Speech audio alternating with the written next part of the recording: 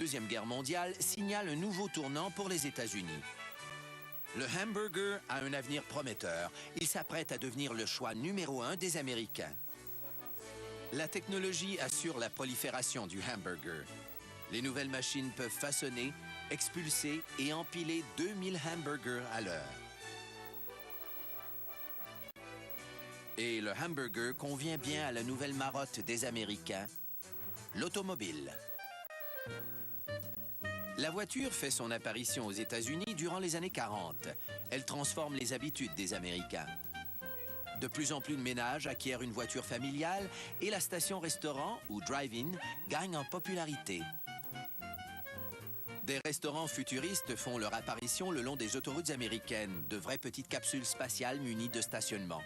Depuis que le pédigree du hamburger est bien établi, rien n'empêche les familles de le consommer en voiture. Les hamburgers sont faciles à produire en grande quantité et tout le monde en raffole.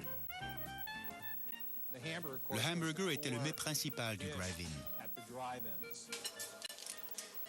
Il comptait pour 80% des ventes dans les drive-in. Tout le monde savait ce que c'était. Tout le monde voulait des hamburgers. Ils les mangeaient pour dîner et pour souper.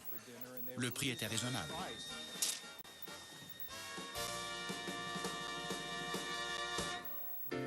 Durant les années 60, le drive-in n'a plus la cote, mais les hamburgers sont toujours aussi populaires. Deux propriétaires de drive-in décident de réagir. Ils mettent la main à la pâte et sortent la poudre à récurer. Le hamburger est maintenant prêt pour un rôle de premier plan. Richard et Maurice McDonald ont fermé les portes de leur drive-in de San Bernardino en 1948. Ils décident de fonder un commerce plus moderne et sans prétention. Fini les voitures, fini les serveurs et surtout fini l'attente. Les frères McDonald n'ont que 9 choix sur leur menu. Hamburger, cheeseburger, 3 sortes de boissons gazeuses, du lait, du café, des croustilles et de la tarte. Un menu simple et bon marché. Les clients doivent venir au comptoir et se servir eux-mêmes. Ce concept déconcerte les gens. Certains arrivent en voiture, klaxonnent et attendent en vain un serveur. La soirée d'ouverture est désastreuse. Ce concept était radical à l'époque. Les gens étaient habitués de se faire servir. Le serveur s'approchait de la fenêtre du conducteur et y installait son plateau. Les frères McDonald ont bouleversé les habitudes. Et le client ne choisit plus.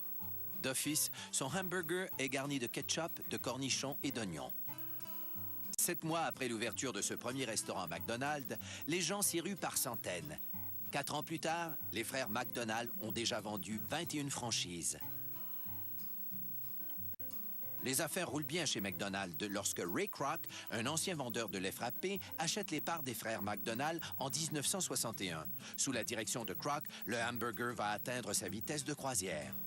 En 1963, les restaurants McDonald's vendent 1 million de hamburgers par jour. Les clients obtiennent leur hamburger accompagné de frites et d'un lait frappé en 15 secondes. Pas surprenant que le hamburger ait obtenu la cote d'amour des Américains.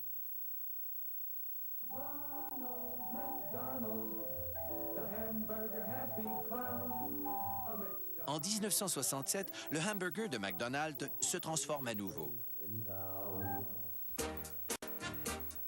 On y a pensé pendant plus de 2 ans. On l'a souvent testé et on espérait qu'un jour, il nous laisserait l'essayer. Jim Delegati parle du Big Mac. Ce franchisé de Pittsburgh a créé cet énorme hamburger pour ses clients affamés. Il lui suffit maintenant de convaincre les grands patrons de McDonald's que le Big Mac est une bonne affaire. On ne peut rien faire sans la permission des patrons. Au début, ils m'ont dit que je ne pouvais pas utiliser une autre sorte de pain. J'ai donc utilisé les mêmes pains, mais c'était beaucoup trop salissant.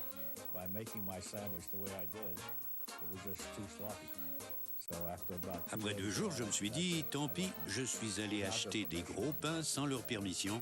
Ça a marché. Le Big Mac devient si célèbre qu'il mérite son propre refrain.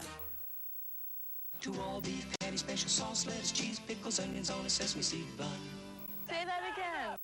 2 rondelles de bœuf pur, sauce, laitue, tomate, cornichons. 2 all beef patties, pickles, sauce, lettuce, cheese, and J'ai dit tomate. lettuce and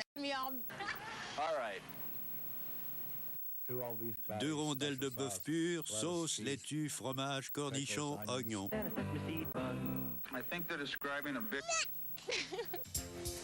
Le plus gros compétiteur de McDonald's est Burger King, une chaîne fondée à Miami peu après l'ouverture du premier McDonald's en Californie. Burger King attire les gens grâce à leur salle à manger. Les clients peuvent s'y asseoir pour manger et ils préparent des repas sur mesure pour les gens plus difficiles qui n'aiment pas les repas faits à la chaîne.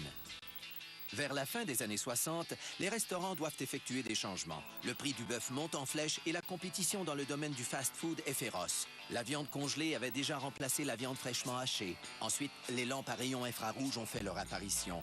Les hamburgers cuits peuvent être gardés 3 fois plus longtemps sur les étagères. En 1969, un troisième compétiteur tente de se taillir une place sur le marché. I'm Dave Thomas. I started Wendy's with one restaurant and a philosophy. Don't have hamburgers sitting around. Le nom de Wendy provient d'une des filles de Thomas. Celui-ci rejette la viande congelée et les lampes à rayons infrarouges, renonce au hamburger apprêté d'une seule façon et effectue un retour magistral aux anciennes valeurs et à la bonne saveur d'antan. Son premier menu offre un hamburger de viande fraîche, un bol de bœuf au chili et un lait frappé, très épais, qu'il appelle le Frosty. Je n'ai pas demandé l'avis des gens avant d'ouvrir mon restaurant. Chaque fois que je parlais d'un nouveau restaurant ou comptoir à hamburger, on me disait qu'il y en avait déjà trop, que ça ne marcherait jamais. Je me moquais de leur opinion. Je savais que je voulais quelque chose de différent. Et je me suis dit que je ne devais pas être le seul. Les 2 géants du hamburger ont dû accepter ce troisième joueur, mais ils ne l'ont pas fait de plein gré. La compétition s'intensifie à nouveau. Wendy's connaît un succès monstre avec sa campagne publicitaire « Where's the Beef ?» qui tournait en dérision les rondelles de bœuf de ses compétiteurs. L'amour des Américains pour leur hamburger semble inconditionnel et les 3 chaînes font des affaires d'or. Enfin, la paix règne dans le monde du hamburger, mais pour combien de temps?